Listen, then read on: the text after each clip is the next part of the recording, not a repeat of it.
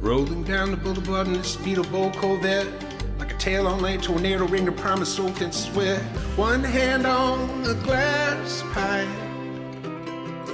the other on the wheel.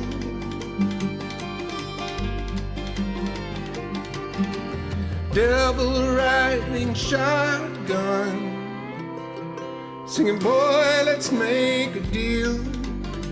This is Groundless, a Justified podcast. This is a podcast where we watch every episode of Justified and then come on here and talk about it. I'm Chris. That man is Randy. God, tell me this episode wasn't like an episode of the OC. It kind of was. God, totally was. Yeah, no, I loved it. It's a great episode. It's another fantastic episode. We actually have an OC connection with our guest star this week, and I'll mention that. But yeah, I mean, like it's quite the interesting little quasi bottle episode. Like 2/3 of the episode takes place inside the pizza portal, and yeah. It was so good, and like the because we took this long break, right, with all the other stuff, but just these episodes that are just you see that like the build up to whatever it finally comes, the ending, the conclusion. It's fantastic. I love this. We only have 4 left after this one. I know. And that's because this is season 6, episode 9 of Justified, an episode called Burned. And that episode originally aired March 17th, 2015. That's the one we're here to talk about this week.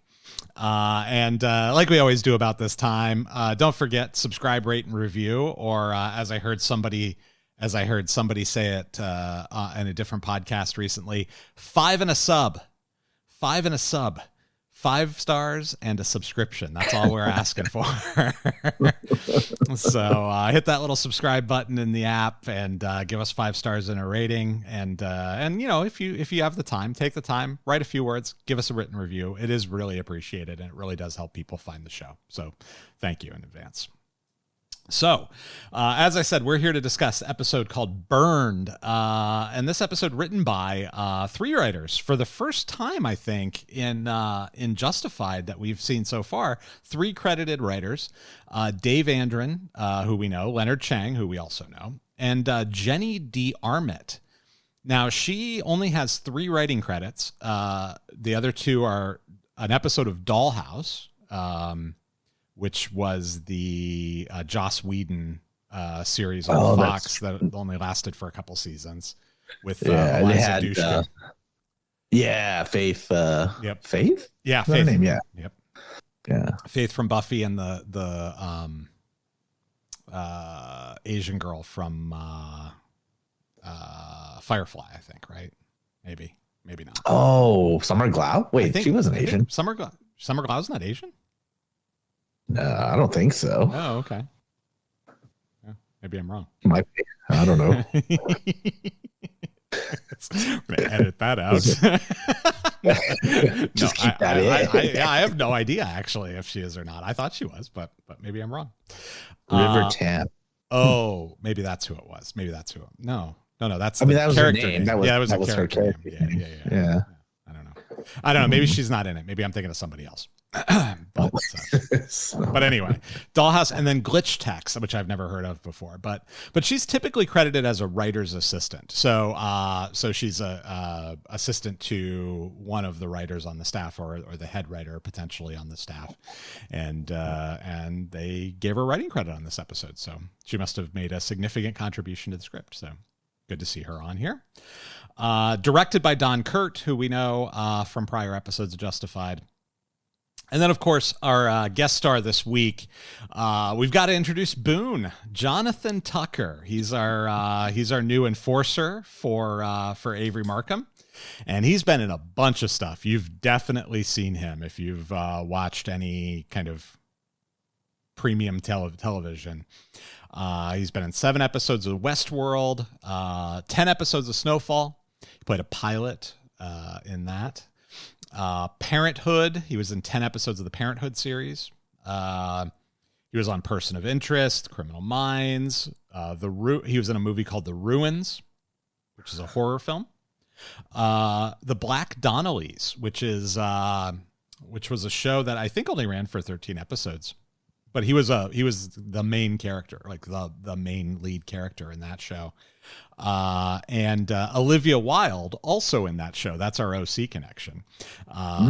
So she was in that show as well. He was also in a couple others, 6 Feet Under, CSI, and then movies, The Virgin Suicides he was in, and also Sleepers, which I don't know if you remember that. That's the Robert De Niro, Kevin Bacon one, where it starts out, there are a bunch of kids, and I don't remember exactly what happens, but they all end up in juvie together, and they get assaulted by a guard in juvie, and then when they're older, they kill him. And it's about that, and it's Robert De Niro and Kevin Bacon when they're older, and he played one of the kids in the first half of that movie. So okay. Right. I think I saw that movie in the theater. It's a very disturbing film. I had no idea what I was in for. All I saw was Robert De Niro, and I was like, "Oh, I'm going to go see that." And it became a movie about child rape in prison, and that was less and revenge murder. It wasn't what I expected. So.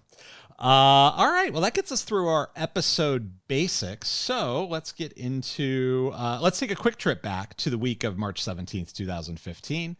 And in order to do that, we need our DeLorean. Are you telling me that you built a time machine out of a DeLorean?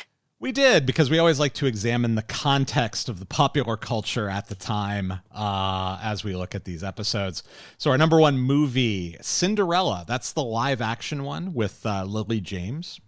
It grossed $87 million, which is a big increase from last week's number one movie, which I think was like 18 or something. So was it a Disney movie? Disney movie, yeah. It's the live action version of Cinderella. Like they did the live action version of The Little Mermaid and Beauty and the Beast with what's her name, Hermione. I think it was the first one they did of those that kind of translated. Geez, look at the names on this. It's directed by Kenneth Branagh. Yeah. Oh my God. And then Kate Blanchett, Lily James. The mouse attracts talent. What can we say? Yeah. Jeez. All right. Also debuting this week, Run All Night, which I haven't seen. I don't think I've even heard of it. It grossed $14 million though, and it stars Liam Neeson and Ed Harris. I had no idea that this movie existed. I don't think. Liam Neeson's. Damn. Liam Neeson's. That's yeah. And then Uptown Funk, of course, our number one top 40 song again this week. In its 10th week. Now, I will note we are on our 9th episode. So it's been 9 weeks of Justified and 10 weeks of Uptown Funk so far in 2015 for Americans. And again, I suspect we're going to be there the rest of the way, but I'm not spoiling it for myself, so I haven't looked ahead. And we have an organized crime story this week. So as you'll recall, if you've been listening to the podcast this season, we will occasionally hit on a lesser known organized crime group to kind of honor our Dixie Mafia friends, which are being featured this week. So we're going to learn about Los Zetas. So they are a drug cartel, Mexican drug cartel. They are the third largest Mexican drug cartel behind Guadalajara and the Gulf cartel. Now the Guadalajara cartel is broken up into three kind of main branches. It's got Sinaloa, Juarez, and Tijuana. But the Gulf cartel is just the Gulf cartel. And it started as Los Zetas started as a hit squad for the Gulf cartel. They were the enforcers, essentially. And by 2003, there were over 300 of them. And they split away from the Gulf cartel in 2010 violently. There's, as you can imagine, there was a war essentially, and there always is. But I mean, there was an active war with the cartel splitting away. And our feds have called them the most technologically advanced, sophisticated, and dangerous cartel operating in Mexico. They are particularly brutal, even by the standards of Mexican drug cartels, which, you know, are pretty brutal. They are right up there with our friends in ISIS and other organizations like that. There's a story I read, and I was researching this. There were a few stories I read, including one that involved them murdering a cop, his wife, who was also a cop, and then burning their house down with 3 children inside. That was a cheery one to read. But this one in particular stood out to me. They stopped a bus that was full of migrants in Mexico, and they raped all the women. Of course. And they made all of the men fight gladiator-style combat to the death. And what happened was the winners got conscripted to work for the Zetas as assassins, and everyone else got murdered. So... Talking about a recruiting ploy, huh? Yeah, exactly. Jeez. So they also make decapitation videos. They're pretty awful. And what I found really interesting about this is that no one knows, well, no one, when I say no one, publicly, no one knows who their leaders are because they are constantly killed or arrested. The last known leader of the Zetas was from like 2015 or something. Like no one knows who's running the show over there, and it's super secretive and underground, and yeah. Because can you imagine that chart that's on somebody's wall with all the strings? There's just a question mark at the top. Yeah, it's on a very post-it note. Yep. That somebody's some office in I don't know, some Fed office or something. Yeah, exactly. The DEA or whatever. Yeah. No, that's probably exactly what's going on. It's when I was reading about these guys, I was like, well, I can understand why all of their leaders have been killed or arrested, because like these guys are, I mean, you talk about lawless, right? It's like they don't respect any rules. There are just there are no rules of engagement. They just do whatever they want, and those guys don't last very long. Usually, the guys who respect some rules, the government kind of will back off and allow them to operate a little bit. But guys who kill civilians regularly for fun, they don't last very long out there. Yeah. Do you ever see that movie Sicario? I did not. No, I have not. Oh man, you should watch it. I've heard it's good. It's very good, and it's just it'll I mean, just it's everything about it's well done, and it's just it's a very well done movie. And the ending, I really wasn't expecting that. Okay. I'll just tell you that. All right, cool. Yeah, I'm gonna check it out. It's definitely on my list of movies to see. I don't know. I think the last drug trafficking movie I really saw, or last meaningful one, well, there was that the one with Tom Cruise a few years ago where he was running. Oh yeah.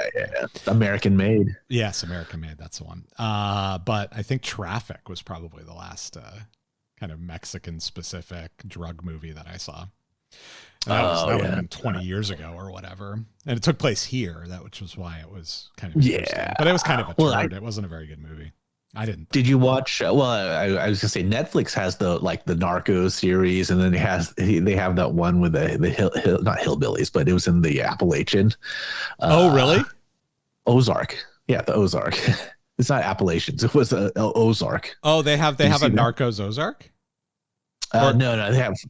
There's a Narcos Mexico. Yeah. There's a Narcos that took place in the Colombia, and then Ozark's on Netflix also. Yeah. Okay. But that dealt with the cartels as well. Yeah. Well, I thought about Ozark as I was reading about these guys, and I thought about kind of like the leader of that cartel. His position was, hey, the last thing we want is the attention of the Americans down here. Because if we kill Americans or we kill in America, they are going to come here and they are going to fuck us up. So let's not do that. I remembered that. That was a major plot line in that show. So, yeah. Well, the thing with Mexico is, did you know that there's only one legal gun store in Mexico, and it's in Mexico City? Well, I knew guns are generally illegal in Mexico, right? There's big signs as you're getting ready to cross the border that's firearms and ammunition illegal in Mexico, blah, blah, blah, turn around. Yeah. Whatever. Well, they have something akin to the Second Amendment down there. Oh, they do? They do. But somehow they've been able to make it so that, through the taxes or